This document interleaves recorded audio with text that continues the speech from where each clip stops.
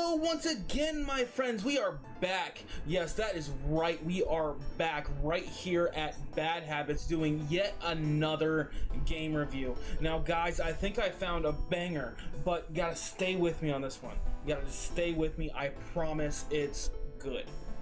So I was on Steam, like I almost always am, right? So I was on Steam, and as I was on Steam, I was busy looking around for the sales and the deals, right? So when I found myself a deal for an upcoming game, one that was coming out, and it was called RotWood. Now, when I first initially saw the game, I really didn't think much of it. I'm like, you know, it's relatively cheap, and it looks like it's kind of fun to play, so let's take some time and let's test it out. And I'll be real, guys, this game is a banger. It is great. So, well, let's get into what RotWood is. So, RotWood is a top-down roguelike, where you play a character that you create that is some kind of weird creature out in the wild, and you are just trying to survive the mishappenings that are happening throughout these wilds and these forests. Now, when you start out, you know almost nothing, and it seems that all your friends have gone, well, missing, and it's up to you to find them so you can continue to upgrade throughout the game. And it kind of just throws you in with not much story to work off and not much knowledge about the game itself. But with a small selection of buttons and normal controls, you can quickly learn how to play the game and play through it. Now, the game itself starts you out with a hammer, but there's 4 different types of weapons to choose from that are rather unique, including everything from a missile launcher to 2 baseballs you can bounce off of people's heads in order to do damage. And your goal, as in almost every roguelike, is to reach the boss at the end of the level and battle them for supremacy. But that's not going to come easy, as you have a plethora of enemies to deal with, ranging from everything from mini onions to elephants that shoot mud at you. But what makes this game exciting? What got me into it? Well, first off, there's an RNG aspect that I haven't told you about yet, and that RNG aspect comes in forms of cards. Now, what these cards do is that there is a random selection of them across the map that you get by either beating certain levels, beating higher graded levels, and or finding within certain areas that allow you to pick from them itself.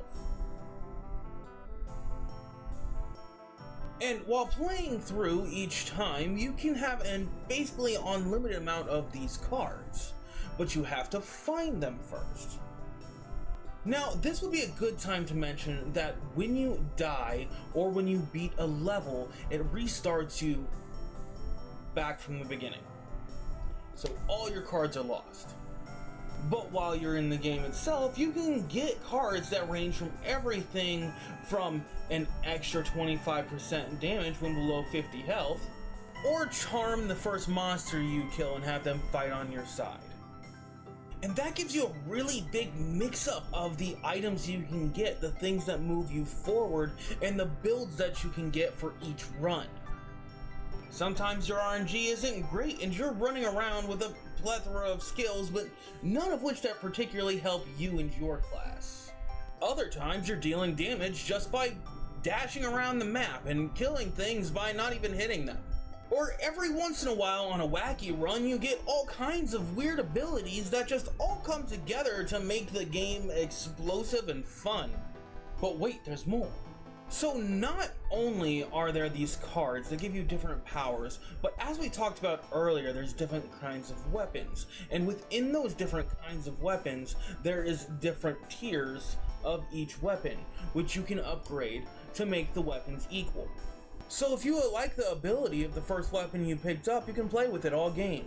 Or maybe you found a new weapon that you like the abilities of, but it's too weak for you. Just upgrade it. And since we're on equipment, you can also have armor. Now, these armors come in 3 variants: helmet, shirt, pants. And you can mix and match these clothes in order to make what you like. And each one comes with different abilities and different stats to work with.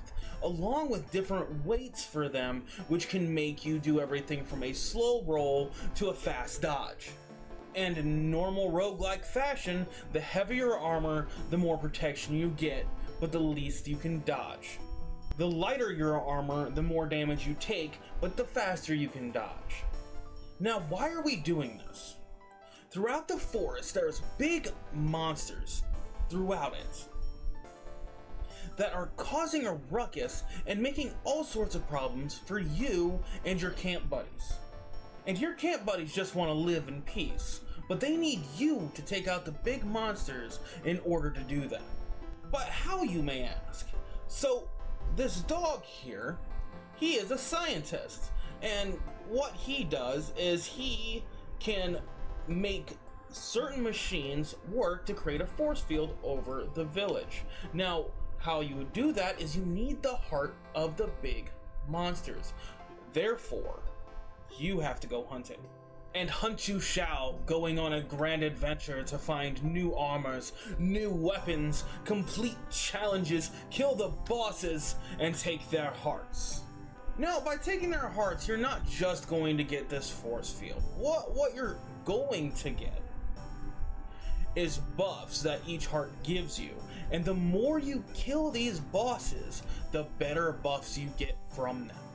And so far, we're sitting at 4 different bosses.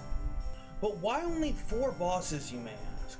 The game is still being made and updated as we speak. And this isn't just any old game maker we're talking about. We're talking about the same people who made Oxygen Not Included. And from the popularity of that game, it tells you they know what they're doing. And the fact that you can play it so early is rather exciting, because I myself have beaten up to the most recent boss, and I am waiting per week for the new updates. And from what I hear, they're releasing the full game only a few more updates from now, so now is the prime time to get on the train to buy it. And there's even more aspects of this game that make it exciting and fun. While you're playing through, you can pick up items in order to craft items to decorate your home base. On top of that, you can get items in order to craft and upgrade your armors and weapons. With that in mind, you can find different armors and weapons and upgrade them and switch back and forth between them every time you want to. There's certain items that you can use to buy the new items at shops you find while playing in the games in the forest. It's just, there's so much to this game, and it's super enjoyable. And it even can be played with friends. The game is multiplayer, and it's extremely fun to play with your friends. As you can see in most of the video that's playing behind me, I'm actually playing with Austin the entire time, and it was extremely fun and exhilarating.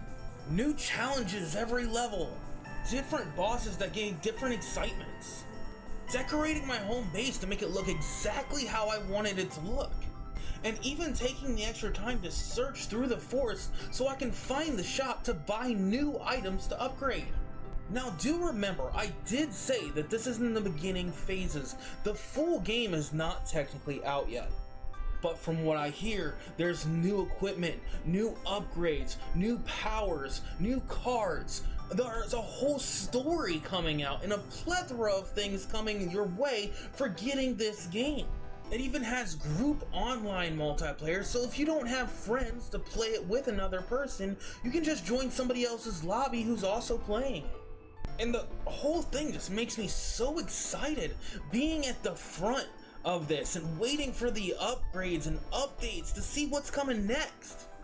And to be honest, I love this art style. You know, at first when I saw it in the Steam store, I was kind of questionable about it, but this art style is pretty good. It's like I have 2D, but I can move in 3D, and it's just it's really fun. I really enjoy the gameplay. Now, as I said, this is a brand new game, so I can't tell you everything about it. I can't tell you the whole storyline or everything that's going to come in the future updates, but I can tell you that the game itself was super fun to play through up to the point that it currently lets you, and that it's super fun to be part of the first few months of a new video game. It really gives you that feel that you were there before anybody else was. And I've played it both single player and multiplayer, and both are just as fun. So I encourage you to try this game out. It was really fun, and I hope to see you online. Hopefully we can get some more of those joining servers started, because I would love a chance to play with every single one of you. But that's all I have to say for now. Thank you all for joining me in this video and watching. I hope to see you around here next time, when you join us right here on Bad Habits. Now, if you'll excuse me, I gotta get back to playing some more RotWood. Bye!